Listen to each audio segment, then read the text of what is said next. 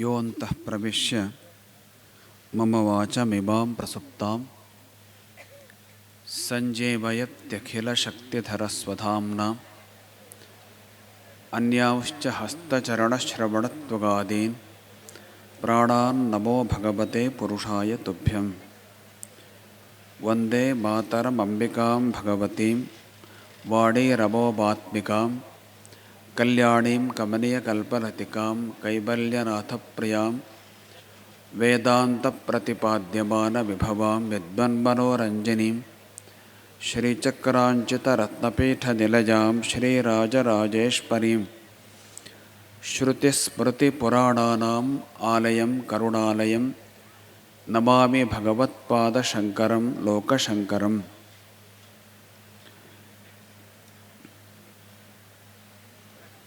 ನದಿ ತಿರುವು ಯೋಜನೆಗಳನ್ನು ಕೈಬಿಟ್ಟು ಪಶ್ಚಿಮ ಘಟ್ಟ ಸಂರಕ್ಷಿಸಲು ಆಗ್ರಹಿಸಿ ನಡೆಯುತ್ತಿರುವ ಬೃಹತ್ ಜನ ಸಮಾವೇಶದಲ್ಲಿ ವೇದಿಕೆಯಲ್ಲಿ ಸನ್ನಿಹಿತರಾಗಿರುವ ಎಲ್ಲ ಯತಿವರೇಣ್ಯರೇ, ಎಲ್ಲ ಧರ್ಮಗುರುಗಳೇ, ಎಲ್ಲ ಗೌರವಾನ್ವಿತ ಜನಪ್ರತಿನಿಧಿಗಳೇ, ತಜ್ಞರೇ, ಸಮಿತಿಯ ವಿವಿಧ ಪದಾಧಿಕಾರಿಗಳೇ, ಕಾರ್ಯಕರ್ತರೇ, ಸಮ್ಮುಖದಲ್ಲಿ ಸನ್ನಿಹಿತರಾಗಿರುವ ಜಿಲ್ಲೆಯ ಹಾಗೂ ಹೊರ ಜಿಲ್ಲೆಗಳಿಂದ ಆಗಮಿಸಿರುವ ಎಲ್ಲ ಪರಿಸರಾಸಕ್ತ ಶಿಷ್ಯ ಭಕ್ತ ಮಹಾಜನರೇ, ಮಾತೆಯರೇ, ಮಾಧ್ಯಮಗಳ ಎಲ್ಲ ಪ್ರತಿನಿಧಿಗಳೇ,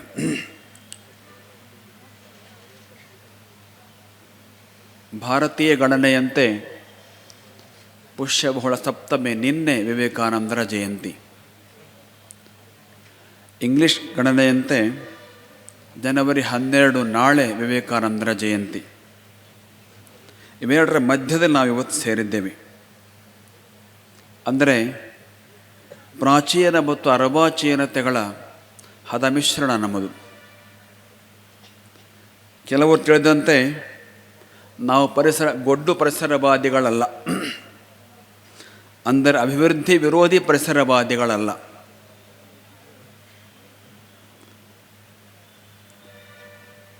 ಹದವಾದ ಪ್ರಾಚೀನ ಚಿಂತನೆಯೂ ಇರಲಿ, ಹದವಾದ ವೈಜ್ಞಾನಿಕ ಚಿಂತನೆಯೂ ಇರಲಿ, ಅಂತಹ ಒಂದು ಹಳೆ ಬೇರು, ಹೊಸ ಚಿಗುರು ಈ ಚಿಂತನೆ ನಮ್ಮದು.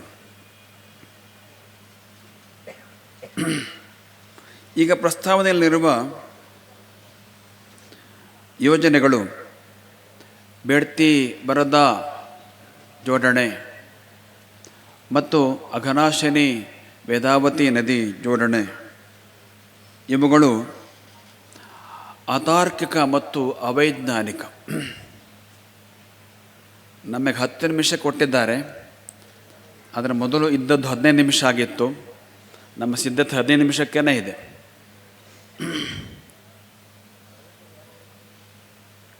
ಈ ಯೋಜನೆಗಳು ಅತಾರ್ಕಿಕ ಮತ್ತು ಅವೈಜ್ಞಾನಿಕ.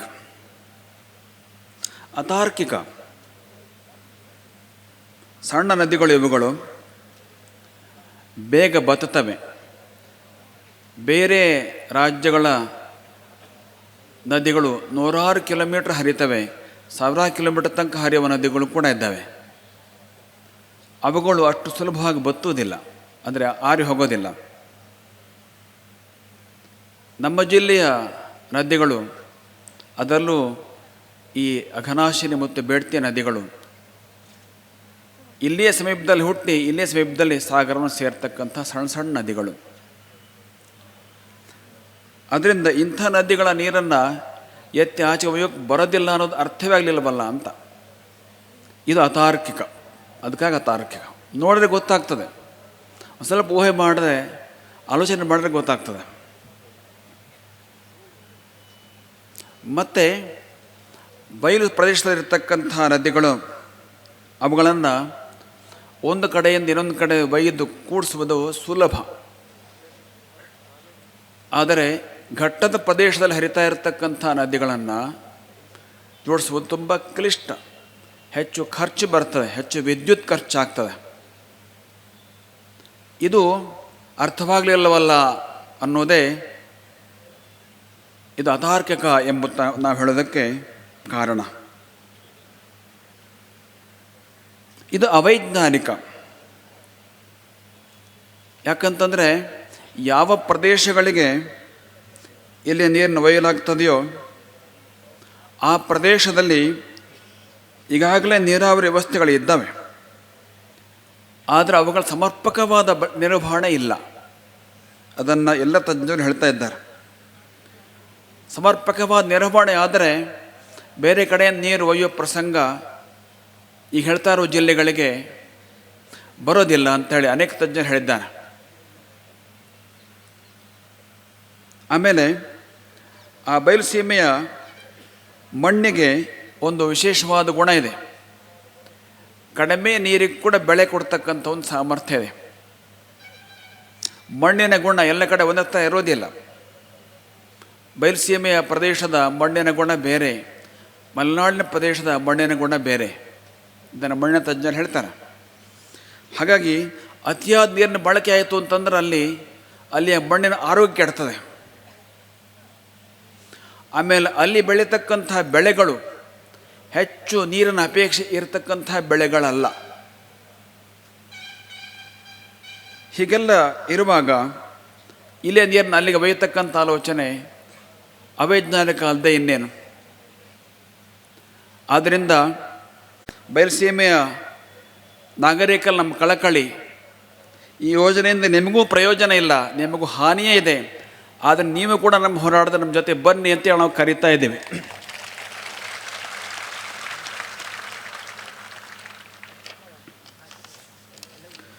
ಇಲ್ಲಿಯ ಪರಿಸರದ ಮೇಲೆ ಆಗ್ತಕ್ಕಂಥ ದುಷ್ಪರಿಣಾಮಗಳ ಬಗ್ಗೆ ಆಗಲೇ ವಿಜ್ಞಾನಿಗಳು ಅನೇಕ ಹಂತದಲ್ಲಿ ತಿಳಿಸಿದ್ದಾರೆ. ಘಟ್ಟದ ಪ್ರದೇಶದಲ್ಲಿ ದೀರ್ಘವಾದ ಕಾಲುವೆಗಳು, ಅಲ್ಲಲ್ಲಿ ಸುರಂಗಗಳು, ಇವುಗಳ ಕಾರಣದಿಂದ ಭೂಕುಸಿತದ ಸಂಭವ ಇನ್ನೂ ಜಾಸ್ತಿ ಆಗ್ತದೆ. ಭೂಕುಸಿತದಿಂದ ಆಗ್ತಕ್ಕಂಥ ದುಷ್ಪರಿಣಾಮವನ್ನು ನಾವೆಲ್ಲ ಕಂಡಿದ್ದೇವೆ, ಕೆಲವರು ಅನುಭವಿಸಿದ್ದೇವೆ ಕೂಡ. ಅದು ಇನ್ನಷ್ಟು ಜಾಸ್ತಿ ಆಗ್ತಕ್ಕಂಥ ಅಪಾಯ ಇದೆ. ಆಮೇಲೆ ಇಲ್ಲಿಯ ನದಿಯ ನೀರನ್ನು ಭಾಗಶಃ ಆ ಕಡೆ ಒಯ್ದರೂ ಕೂಡ ಇಲ್ಲಿಯ ಕೆರೆ, ಬಾವಿ ಮೊದಲಾದವುಗಳಿಗೆ ಅಂತರ್ಜಲ ಮರುಪೂರ್ಣ ಕಡಿಮೆ ಆಗ್ತದೆ. ಹೀಗಾಗಿ ಈ ಜಿಲ್ಲೆಯ ಬಹುತೇಕ ಭಾಗದ ಅಂತರ್ಜಲ ಇನ್ನಷ್ಟು ಕುಸಿತವಾಗ್ತಕ್ಕಂಥ ಅಪಾಯ ಈ ಯೋಜನೆಗಳು ಜಾರಿಯಾದರೆ ಖಂಡಿತಕ್ಕೂ ಇವೆ. ನಮಗೇನೆ ಸ್ವರ್ಣವಲ್ಲಿಯ ಮಠಕ್ಕೇನೆ ನೇರವಾಗಿದ್ದ ಪರಿಣಾಮ ತಾಗಲಿಕ್ಕಿದೆ. ಸ್ವರ್ಣವಲ್ಲಿಯ ಮಠ ಇರೋ ಸ್ಥಳಕ್ಕೆ ಸ್ವಲ್ಪ ಮೇಲೆ ಶಾಲ್ಮಲಾ ನದಿಗೆ ಅಣೆಕಟ್ಟು ಈ ಯೋಜನೆಯಲ್ಲಿ ಪ್ರಸ್ತಾವನೆಯಲ್ಲಿದೆ. ಹಾಗಾಗಿ ನಮಗೇನೆ ಇನ್ನು ಕೆಲವೇ ದಿನಗಳಲ್ಲಿ ನದಿಯ ನೀರನ್ನು ಅವಲಂಬಿಸ್ತೇವೆ ನಾವು. ಅದೇ ಥರ ಇನ್ನೂ ಉಳಿದ ಮಠಗಳಿಗೂ ಅದೇ ಸಮಸ್ಯೆ ಇರ್ತದೆ. ಈ ರೀತಿ ನಿಮಗೂ ಅನೇಕರಿಗೆ ಆ ಸಮಸ್ಯೆ ಖಂಡಿತ ಬರ್ತದೆ. ಒಟ್ಟಾರೆ ಆ ನದಿಯ ನೀರು ಹರಿತಾ ಇದ್ದರೆ ಒಂದು ಅದನ್ನು ಅವಲಂಬಿಸಿಕೊಂಡು ಇರ್ತಕ್ಕಂಥ ಜನಗಳು, ಕೃಷಿ ಮೊದಲಾದವುಗಳು ಇನ್ನಷ್ಟು ಕಷ್ಟಕ್ಕೊಳಗಾಗ್ತವೆ. ಇದಕ್ಕಿಂತ ಹೆಚ್ಚಾಗಿ ಮರುಪೂರ್ಣ ಬಹಳ ಮುಖ್ಯ. ಅಂತರ್ಜಲ ಉಳಿಯುವುದಕ್ಕೆ, ಅಂದರೆ ಭೂಮಿಯ ಒಳಗೆ ನೀರಿನ ಪ್ರಮಾಣ ಉಳಿಯುವುದಕ್ಕೆ ಅಂತರ್ಜಲ ಪರಿಪೂರ್ಣ ಮಾಡ್ತಕ್ಕಂಥ ಕೆಲಸ ಮಧ್ಯಗಳು ಮಾಡ್ತಾ ಇರ್ತವೆ. ಅವುಗಳ ನೀರಿನ ಹರಿವನ್ನು ಕಡಿಮೆ ಮಾಡ್ತು ಅಂತಂದರೆ ಅಂತರ್ಜಲ ಇನ್ನಷ್ಟು ಕೆಳಗೆ ಹೋಗಿ ನಮ್ಮ ಜಿಲ್ಲೆ ಇನ್ನಷ್ಟು ಬರಪೀಡಿತ ಜಿಲ್ಲೆ ಆಗ್ತಕ್ಕಂಥ ಒಂದು ಅಪಾಯ ಇದರಿಂದ ಇದೆ. ಬಹುಶಃ ಇದೆಲ್ಲ ಸಂಗತಿಗಳ ಬಗ್ಗೆ ಇನ್ನಷ್ಟು ಆಳವಾಗಿ ಮುಂದೆ ಕುಮಾರಸ್ವಾಮಿಯವರು ನಮ್ಮ ತಿಳಿಸ್ಲಿಕ್ಕೆ ಇದ್ದಾರೆ. ಹಾಗೆ ಕೃಷಿ ಮೇಲೆ ದುಷ್ಪರಿಣಾಮ ಇದೆ. ಘಟ್ಟ ಮೇಲೆ ಕೃಷಿ ಮೇಲೆ ಕೂಡ ದುಷ್ಪರಿಣಾಮ ಇದೆ. ವಿಶೇಷವಾಗಿ ಘಟ್ಟದ ಕೆಳಗೆ ನದಿಯ ನೀರು ಹೋಗೋದು ಕಡಿಮೆ ಆದಾಗ ಸಮುದ್ರದ ಉಪ್ಪು ನೀರು ಒಳಗೆ ಬರ್ತದೆ ಸಹಜವಾಗಿ. ಆ ಘಟ್ಟದ ಕೆಳಗಿನ ಭೂಮಿಗಳು ಕೃಷಿ ಯೋಗ್ಯತೆ ಕಳ್ಕೊಳ್ತವೆ. ಹಾಗೆ ಘಟ್ಟದ ಮೇಲಿಂದ ಗಾಳಕ ನೀರು, ಸೆಲ್ಟ್ ವಾಟರ್ ಕೆಳಗೆ ಹೋಗೋದು ಕಡಿಮೆ ಆದಾಗ ಮೀನುಗಾರಿಕೆಗೆ ತುಂಬ ದೊಡ್ಡ ಪ್ರಮಾಣದಲ್ಲಿ ಹೊಡೆತ ಬೀಳ್ತದೆ. ಇದನ್ನು ಮೀನುಗಾರಿಕೆ ತಜ್ಞರು ಇನ್ನಷ್ಟು ವಿವರವಾಗಿ ಹೇಳಿದ್ದಾರೆ. ಹೀಗೆ ಇವೆಲ್ಲ ಇಲ್ಲಿ ಆಗ್ತಕ್ಕಂಥ ದುಷ್ಪರಿಣಾಮಗಳು ಇದ್ದಾವೆ, ಇನ್ನೂ ಅನೇಕ ಇದ್ದಾವೆ, ಕೆಲವನ್ನು ಮಾತ್ರ ನಾವು ಲೆಕ್ಕ ಮಾಡಿದ್ದೇವೆ. ಹಾಗಾಗಿ ಈ ಯೋಜನೆ ಇಲ್ಲಿಯವರೆಗೂ ಹಾನಿ ಪ್ರಯೋಜನವಿಲ್ಲ, ಅಲ್ಲಿಯವರೆಗೂ ಹಾನಿ ಪ್ರಯೋಜನವಿಲ್ಲ. ಯಾರಿಗೆ ಪ್ರಯೋಜನ ಆಗಿದ್ದರೆ ಬಹುಶಃ ಮೂರನೇ ಯಾರಿಗೂ ಪ್ರಯೋಜನ ಇದೆ ಅಂತ ಕಾಣ್ತದೆ. ಅದಕ್ಕೆ ನಮ್ಮ ಕಳಕಳಿ ಏನು ಅಂತಂದರೆ, ಎಲ್ಲಿ ಬಯಲುನಾಡಿನಲ್ಲಿ ನೀರು ಕಡಿಮೆ ಇದೆ ಅಂತ ಹೇಳ್ತೀರೋ ಅಲ್ಲಿ ಮಳೆ ನೀರಿನ ಕೊಯ್ಲನ್ನು ಮಾಡಿಸಿರಿ. ಎಲ್ಲಿ ನಗರಗಳಲ್ಲಿ ನೀರಿನ ಕೊರತೆ ಇದೆ ಅಲ್ಲೆಲ್ಲ ಮಳೆ ನೀರಿನ ಕೊಯ್ಲು ಮಾಡೋದು ಕಡ್ಡಾಯ ಅಂತ ಈಗಾಗಲೇ ನಿಯಮ ಮಾಡಿದ್ದಾರೆ ಕೆಲವು ನಗರಗಳಲ್ಲಿ. ಹಾಗೆಯೇ ಯಾವ ಜಿಲ್ಲೆಗಳಲ್ಲಿ ನೀರಿನ ಕೊರತೆ ಇದೆ ಅಂತ ಹೇಳ್ತಾ ಇದ್ದಾರೋ ಆ ಜಿಲ್ಲೆಗಳ ರೈತರಿಗೆ ಒಂದು ಕಡ್ಡಾಯ ನಿಯಮ ಮಾಡಿರಿ, ನೀರಿನ ಕೊಯ್ಲು ಮಾಡೋದು ಕಡ್ಡಾಯ ಅಂಥೇಳಿ. ಆವಾಗ ಅವರ ಮಣ್ಣಿನ ಆರೋಗ್ಯಕ್ಕೆ ಕೂಡ ತೊಂದರೆ ಆಗೋದಿಲ್ಲ ಮತ್ತು ನೀರಿನ ಅವಶ್ಯಕತೆ ಅದು ಕೂಡ ಇನ್ನಷ್ಟು ಪೂರೈಕೆ ಆಗ್ತದೆ. ಗಾಂಧೀಜಿ ಹೇಳಿದಂಥ ಒಂದು ಮಾತಿದೆ, ಪ್ರಕೃತಿಗೆ ಮನುಷ್ಯನ ಆಸೆಗಳನ್ನು ಪೂರೈಸುವ ಶಕ್ತಿ ಇದೆ, ದುರಾಸೆಗಳನ್ನಲ್ಲ. ಆದರೆ ದುರಾಸೆಗೆ ಅಥವಾ ಅತಿ ಆಶೆಗೆ ಒಳಗಾಗಿ ಈ ಯೋಜನೆಗಳನ್ನು ಮಾಡಿದರೆ ಮುಂದೆ ಅನೇಕ ಅನರ್ಥಗಳಾಗ್ತವೆ, ಶಾಶ್ವತವಾದ ಅನರ್ಥಗಳು. ಅವುಗಳನ್ನು ತುಂಬಿಕೊಳ್ಳೋಕ್ಕೆ ಸಾಧ್ಯ ಇಲ್ಲ, ತಿರುಗಿ ತುಂಬಿಕೊಳ್ಳಲಾರದಷ್ಟು ದೊಡ್ಡ ನಷ್ಟ ಆಗಲಿಕ್ಕಿದೆ. ಮುಂದೆ ಇದು ಪ್ರಯೋಜನಕ್ಕೆ ಬರೋದಿಲ್ಲ ಅಂತ ಅನುಭವಕ್ಕೆ ಬಂದಾಗ ಆಮೇಲೆ ತಿರುಗಿ ಈ ಕಾಲುವೆಗಳನ್ನು ಮುಚ್ಚುತ್ತೀರಾ, ಸುರಂಗಗಳನ್ನು ಮತ್ತೆ ಮುಚ್ಚುತ್ತೀರಾ, ನಾಶವಾದ ಅರಣ್ಯವನ್ನು ಹಾಗೆಯೇ ಬೆಳೆಸ್ತೀರಾ, ಇದೆಲ್ಲಕ್ಕಿಂತಲೂ ನಾಶವಾದ ಬದುಕನ್ನು ಪುನಃ ಕಟ್ಟಿಕೊಡ್ತೀರಾ. ಹಾಗಾಗಿ ಇಂಥ ಶಾಶ್ವತವಾದ ವಿನಾಶವನ್ನು ತಂದಿಡತಕ್ಕಂಥ ಯೋಜನೆಯನ್ನು ಕೈ ಬಿಡಬೇಕು ಅನ್ನೋದು ನಮ್ಮ ಆಗ್ರಹ. ಕನಿಷ್ಠ ಪಕ್ಷ ಇನ್ನಷ್ಟು ಪ್ರಾಮಾಣಿಕವಾಗಿ ವಿಮರ್ಶೆಯನ್ನಾದರೂ ಮಾಡಿ. ಪ್ರಾಮಾಣಿಕ ವಿಮರ್ಶೆ ಆದರೆ ಇದನ್ನು ಕೈ ಬಿಡಬೇಕು ಅನ್ನೋ ಅಭಿಪ್ರಾಯನೇ ಬರ್ತದೆ, ಅದಕ್ಕೆ ನಮ್ಮ ವಿಶ್ವಾಸ ಇದೆ. ಇದೇ ಸಂದರ್ಭದಲ್ಲಿ ಗಾಯದ ಮೇಲೆ ಬರ ಎಳೆದ ಹಾಗೆ ಶರಾವತಿ ಭೂಗತ ಜಲವಿದ್ಯುತ್ ಯೋಜನೆ ಅದು ಕೂಡ ಮುಂದೆ ಬರ್ತಾ ಇದೆ. ಅದರಿಂದಲೂ ಕೂಡ ಅನೇಕ ಭೂಕುಸಿತದ ದುಷ್ಪರಿಣಾಮಗಳು ಆಗ್ತವೆ. ಬಹುಶಃ ಇನ್ನಷ್ಟು ಜಾಸ್ತಿ ದುಷ್ಪರಿಣಾಮ ಅದರಿಂದ ಆಗ್ತದೆ. ನೋಡಿ ಗಾಯದ ಮೇಲೆ ಬರ ಹೇಗಿದೆ ಅಂಥೇಳಿ. ಅರಣ್ಯ ಅತಿಕ್ರಮಣದಾರರು ಎಲ್ಲೋ ಜೀವನ ಕಂಡುಕೊಳ್ತಾ ಇದ್ದರು, ಆದರೆ ಇವತ್ತು ಅವರನ್ನು ಕೂಡ ಅಲ್ಲಿಂದ ಎಬ್ಬಿಸ್ತಾ ಇದ್ದಾರೆ. ತೀರಾ ಅನ್ಯಾಯವಾಗ್ತಾ ಇದೆ. ಆ ಅರಣ್ಯ ಅತಿಕ್ರಮಣದಾರರ ಅತಿಕ್ರಮಣ ಸಕ್ರಮ ಮಾಡಲಿಕ್ಕೆ ಬರೋದಿಲ್ವೇ? ಅದಕ್ಕೆ ಕ್ರಮಗಳು ನಮ್ಮಲ್ಲಿ ಇಲ್ವೇ? ಹಿಂದೆಲ್ಲ ಮಾಡಿಲ್ವೇ? ಆತ್ಮೀಯ ಬಂಧು ಭಗಿನಿಯರೇ, ರಾಷ್ಟ್ರೀಯ ಜಲಾಭಿವೃದ್ಧಿ ಮಂಡಳಿ NWDA ಅವರ ಪ್ರಸ್ತಾವನೆಯಲ್ಲಿ ಇಡೀ ರಾಷ್ಟ್ರದಾದ್ಯಂತ ಸುಮಾರು 30ಕ್ಕೂ ಹೆಚ್ಚು ಈ ರೀತಿಯ ನದಿ ಜೋಡಣೆಗಳಿದ್ದಾವೆ. ಅವುಗಳೆಲ್ಲವನ್ನೂ ನಾವು ವಿರೋಧಿಸ್ತಾ ಇಲ್ಲ. ಯಾಕಂದರೆ ಬೇರೆ ಪರಿಸರದಲ್ಲಿ ಇರತಕ್ಕಂಥ ನದಿ ಜೋಡಣೆಗಳ ಅದರ ಪರಿಣಾಮಗಳೇ ಬೇರೆ. ಪಶ್ಚಿಮ ಘಟ್ಟಗಳಲ್ಲಿ ಹರಿತಾ ಇರತಕ್ಕಂಥ ನದಿಗಳ ಜೋಡಣೆ ಪರಿಣಾಮಗಳೇ ಬೇರೆ. ಆದ್ದರಿಂದ ಪಶ್ಚಿಮ ಘಟ್ಟಗಳಲ್ಲಿ ಹರಿತಾ ಇರತಕ್ಕಂಥ ನದಿಗಳ ಜೋಡಣೆಯನ್ನು ಮಾತ್ರವೇ ನಾವು ವಿರೋಧಿಸ್ತಾ ಇದ್ದೇವೆ. ಉಳಿದವುಗಳು ನಾವು ಕೂಡ ಬೆಂಬಲಿಸ್ತಕ್ಕಂಥವರಾಗಿದ್ದೇವೆ. ಈ ಹೋರಾಟ ಯಾರ ವಿರುದ್ಧವೂ ಅಲ್ಲ, ಯಾವ ಪಕ್ಷದ ವಿರುದ್ಧವೂ ಅಲ್ಲ, ಯಾವ ಪಕ್ಷದ ಪರವಾಗಿಯೂ ಅಲ್ಲ. ಇದು ಯೋಜನೆ ವಿರುದ್ಧವಾಗಿ ಮಾತ್ರ ಹೋರಾಟ. ಇವತ್ತು ಜಿಲ್ಲೆಯ ಸ್ಥಿತಿ ಹೇಗಿದೆ? ಅಡಿಕೆ ಎಲೆಚುಕ್ಕಿಯಂತಹ ರೋಗದಿಂದ ಅತಿ ಗಂಭೀರ ಸಮಸ್ಯೆ, ರೈತರು ಹೈರಾಣಾಗಿದ್ದಾರೆ ಇವತ್ತು. ಇಂಥ ಸ್ಥಿತಿಯಲ್ಲಿ ಇದೊಂದು ಬಂದು ಎರಗಿದ್ದರಿಂದ ನಮ್ಮ ಜನ ತುಂಬ ದಿಗಿಲಾಗಿದ್ದಾರೆ. ಮತ್ತೆ ಅನೇಕರು ಹೇಳ್ತಾ ಇದ್ದಾರೆ, ಏನಿಲ್ಲ, ನಾವು ಹೆಚ್ಚಿಗೆ ನೀರು ಸಮುದ್ರಕ್ಕೆ ಹೋಗೋದನ್ನು ತಗೊಂಬರ್ತೀವಿ ಅಷ್ಟೇ, ಅವರಿಗೇನು ತೊಂದರೆ ಆಗೋದಿಲ್ಲ ಅಂತೇಳಿ ಮತ್ತೆ ಹೇಳ್ತಾ ಇದ್ದಾರೆ. ಹೆಚ್ಚಿಗೆ ನೀರು ಸಮುದ್ರಕ್ಕೆ ಹೋಗ್ತೇನೆ ಅನ್ನೋದು ಎಲ್ಲಿ ನೋಡಿದ್ದೀರಿ? ಘಟ್ಟದ ಕೆಳಗೆ ಬಹುತೇಕ ಘಟ್ಟದ ಕೆಳಗಿನ ನದಿಗಳು ತುಂಬ ನೀರಿದ್ದಂಗೆ ಕಾಣ್ತದೆ. ನೀವು ನೋಡ್ಬೋದು, ಕಾರವಾರದ ಹತ್ರ ಗಂಗಾವಳಿ ನದಿ, ಕುಮಟಾ ಹತ್ರ ಅಘನಾಶಿನಿ ನದಿ, ಹಾಗೆ ಶರಾವತಿ ನದಿ ಸ್ವಲ್ಪ. ಹೀಗೆ ಅಲ್ಲಿ ನೋಡಿದಾಗ ತುಂಬ ಅಗೂಲವಾಗಿ ನೀರಿರ್ತದೆ, ತುಂಬ ನೀರಿದೆ ಅಂತ ಅನ್ನಿಸ್ತದೆ. ಆದರೆ ಘಟ್ಟದ ಮೇಲಿಂದ ನೋಡಬೇಕು ಇದನ್ನು. ಯಾಕಂದ್ರೆ ನೀರು ಒಯ್ತಾ ಇರೋದು ಘಟ್ಟದ ಮೇಲೆ ಪ್ರದೇಶದಿಂದ. ಅಲ್ಲಿ ಈ ನದಿಗಳಿಗೆಲ್ಲ ಅನೇಕ ಉಪನದಿಗಳಿದ್ದಾವೆ. ಈಗ ಒಯ್ತಾ ಇದ್ರೋದು ಆ ಉಪನದಿಗಳಿಂದ. ಹಾಗಾಗಿ ಅಲ್ಲಿ ನೀರು ಬಹಳ ಕಡಿಮೆ ಇದೆ. ಅಂಥ ಸ್ಥಳದಿಂದ ನೀರನ್ನು ಒಯ್ಯಿದರೆ ಏನಾಗಬಹುದು?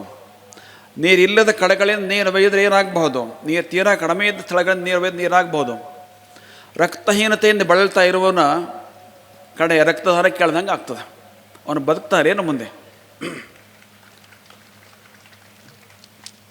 ಆದ್ದರಿಂದ ಈ ಯೋಜನೆಗಳನ್ನು ಸಂಪೂರ್ಣವಾಗಿ ಕೈ ಬಿಡಬೇಕು ಅನ್ನೋದು ನಮ್ಮ ಆಗ್ರಹ.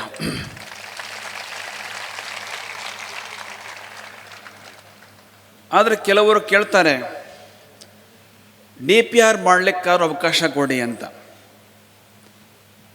DPR ವಿಸ್ತೃತ ಯೋಜನಾ ವರದಿ ಈಗ ಮಾಡೋ ಬಗ್ಗೆ ಸರ್ಕಾರ ನಿರ್ಧಾರ ಕೈಗೊಂಡಿದೆ. ಅದಕ್ಕಾದ್ರೂ ಅವಕಾಶ ಕೊಡಿ. ವಿಸ್ತೃತ ಅಧ್ಯಯನ ಮಾಡ್ತೀವಿ ನಾವು, ಇದು ಸಾಧ್ಯವೋ ಅಲ್ಲೋ ಅಧ್ಯಯನ ಮಾಡ್ತೀವಿ, ಅದಕ್ಕೆ ಅವಕಾಶ ಕೊಡ್ಬೋದಲ್ಲ ನೀವು ಅಂತ ಅವ್ರು ಕೇಳ್ತಾರೆ ನಮ್ಮನ್ನು. ಅದಕ್ಕೂ ನಾವು ವಿರೋಧಿಸ್ತೀವಿ. ಯಾಕೆ? ಹಿಂದೆ ನಮಗೆ ಈ ಅನುಭವ ಆಗಿದೆ. DPR ಮಾಡೋದಕ್ಕೆ ಸರ್ಕಾರದ ವಿಜ್ಞಾನಿಗಳು ಬರಲಿಕ್ಕೆ ಅವಕಾಶ ಕೊಟ್ಟಿದ್ದರಿಂದ ಅವರು ಇಲ್ಲಿಂದ ವರದಿ ಕೊಡೋದು ಏನನ್ನ, ಯೋಜನೆ ಪರವಾಗಿಯೇ ವರದಿ ಕೊಡ್ತಾರೆ. ಅವರು ತಪ್ಪು ವರದಿಯನ್ನೇ ಕೊಡ್ತಾರೆ. ಹಿಂದೆ ಈ ಅನುಭವ ನಮಗಾಗಿದೆ. ಹೀಗಾಗಿ DPR ಕೂಡ ನಾವು ವಿರೋಧಿಸಬೇಕಾಗಿದೆ. ಈ ಒಂದು ಹೋರಾಟ ಅಹಿಂಸಾತ್ಮಕವಾದ ಹೋರಾಟ. ಬಂಧುಗಳ ನೆನಪಿಡಿ, ಇದೆಲ್ಲ ಹಿಂಸಾತ್ಮಕ ರೂಪಕ್ಕೆ ತಿರುಗಬಾರ್ದು, ಆದರೆ ಅಷ್ಟೇ ಪ್ರಬಲವಾಗಿರಬೇಕು. ಅಹಿಂಸಾತ್ಮಕವಾಗಿ ಪ್ರಬಲ ಹೋರಾಟ ಮಾಡಬಹುದು ಅನ್ನೋದನ್ನು ನಮಗೆ ಗಾಂಧಿಯವರು ತಿಳಿಸ್ಕೊಟ್ಟಿದ್ದಾರೆ. ಆದರೆ ಮುಂದಿನ ದಿನಗಳಲ್ಲಿ ಈ ಯೋಜನೆ ಜಾರಿಯಾಗೋದಕ್ಕೆ ಪ್ರಯತ್ನ ಮುಂದುವರೆದರೆ ನಾವು ಸತತ ಹೋರಾಟಕ್ಕೆ ನಿಲ್ಲಬೇಕಾಗ್ತದೆ. ಜಿಲ್ಲೆಯ ಜನರು ಒಗ್ಗಟ್ಟಿನಿಂದ ಈ ಹೋರಾಟದಲ್ಲಿ ತೊಡಗಬೇಕು. ಒಗ್ಗಟ್ಟು ಬಹಳ ಮುಖ್ಯ.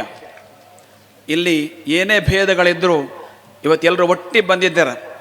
ಎಲ್ಲ ಧರ್ಮದವರು, ಎಲ್ಲ ಜಾತಿಯವರು, ಎಲ್ಲ ಸಂಘಟನೆಗಳು, ಎಲ್ಲ ತಾಲೂಕಿನವರು, ಎಲ್ಲ ಪ್ರದೇಶದವರು ಇವತ್ತಿಲ್ಲಿ ಒಟ್ಟಿ ಬಂದಿದ್ದಾರೆ. ಇದೇ ರೀತಿಯ ಒಗ್ಗಟ್ಟನ್ನು ಇಟ್ಟುಕೊಂಡು ಅಹಿಂಸಾತ್ಮಕವಾದ ಪ್ರಬಲವಾದ ಹೋರಾಟ ಮುಂದುವರಿದ ಪ್ರಸಂಗ ಬಂದರೆ ನಾವೆಲ್ಲ ಮುಂದುವರಿಸಬೇಕಾಗತ್ತೆ ಅನ್ನೋದು ನಮ್ಮ ಕಳಕಳಿ. ನಮ್ಮ ಜನಪ್ರತಿನಿಧಿಗಳು ನಮ್ಮ ಭಾವನೆಗಳನ್ನು ಸರ್ಕಾರಕ್ಕೆ ಮುಟ್ಟಿಸಬೇಕು.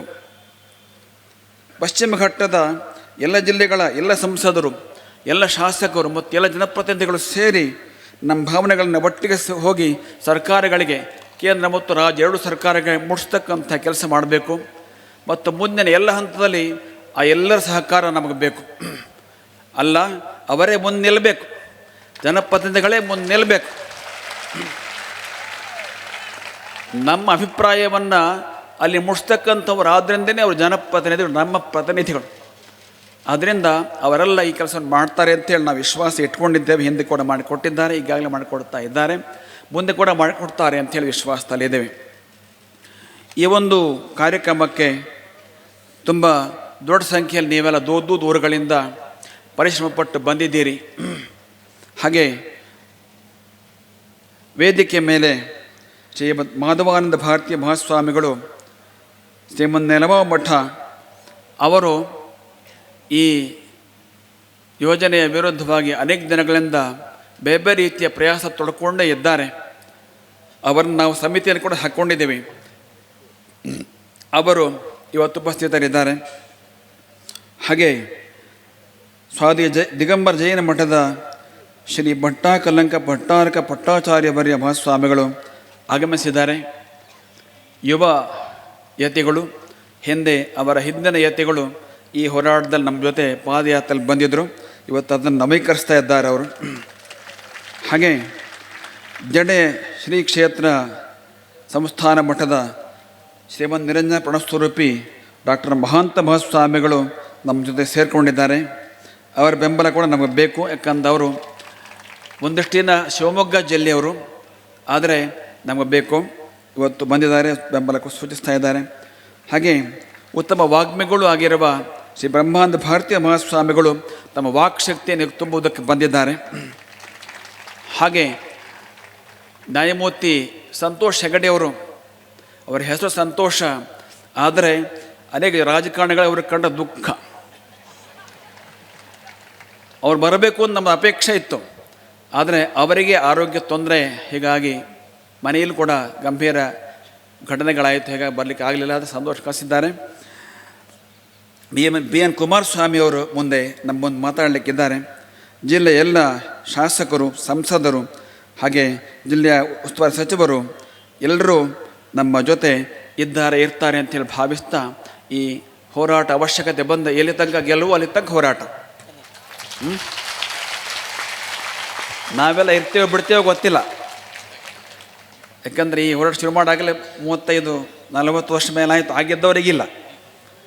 ಹಾಗೆ ಮುಂದೆ ಎಲ್ಲಿ ತನಕ ಮುಂದುವರಿತೆ ಗೊತ್ತಿಲ್ಲ. ಆದರೆ ಗೆಲುವು ತನಕ ಹೋರಾಟ ಆಗ್ತಾನೆ ಇರಬೇಕಾಗತ್ತೆ. ಆ ಒಂದು ಸಂಕಲ್ಪಕ್ಕೆ ನೀವೆಲ್ಲ ಕಟಿಬದ್ಧರಾಗರಿ ಅಂತೇಳಿ ಹೇಳ್ತಾ ನಮ್ಮ ಮಾತಿಗೆ ಪೂರ್ಣ ವಿರಾಮ ಬಿಡ್ತೇವೆ. ಲೋಕಾಹ ಸಮಸ್ತಾಹ ಸುಖಿನೋ ಭವಂತು. ನಾರಾಯಣ ನಾರಾಯಣ ನಾರಾಯಣ. ವೀಕ್ಷಕ ಮಹಾಪ್ರಭುಗಳೇ, ನಮ್ಮ ಚಾನಲ್ ಅನ್ನು ಸಬ್ಸ್ಕ್ರೈಬ್ ಮಾಡಿ, ಶೇರ್ ಮಾಡಿ, ಪ್ರೋತ್ಸಾಹಿಸಿ.